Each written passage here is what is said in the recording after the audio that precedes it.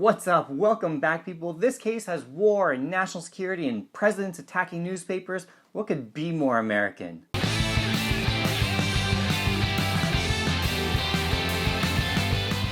So this is another Vietnam-era Supreme Court case. Now, in 1967, the Department of Defense began producing a massive report, today known as the Pentagon Papers. This was on the history of U.S. involvement in the region. Fast forward to 1971, when a man named Daniel Ellsberg leaked 43 volumes, nearly 7,000 pages of the report to the New York Times and Washington Post. Within 2 days of the New York Times publishing their first article containing the findings from that report, the Nixon administration succeeded in getting a district court-ordered injunction blocking further publication of the papers by the New York Times.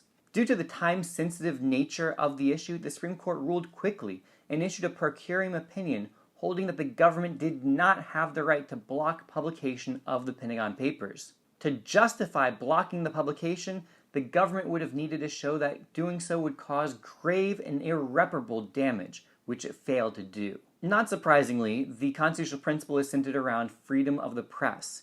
As a result of that freedom, there is a heavy presumption against any governmental claims of prior restraint. Okay, so that'll look nice written down in your notes, but what does that actually mean in terms that people use in day-to-day life? Let's start with prior restraint. Prior restraint is basically a form of censorship that prohibits a specific type of expression or publication. Now, the court here did not say that prior restraint is totally unconstitutional. What they said is that there's a heavy presumption against the validity of claims of prior restraint. That means that it is theoretically possible for the government to claim and to prove that they have a valid claim of prior restraint. However, it will be extremely difficult for them to actually make that case successfully. Again, it's possible, but it's extremely unlikely. So this case is viewed as a tremendous victory for civil liberty advocates.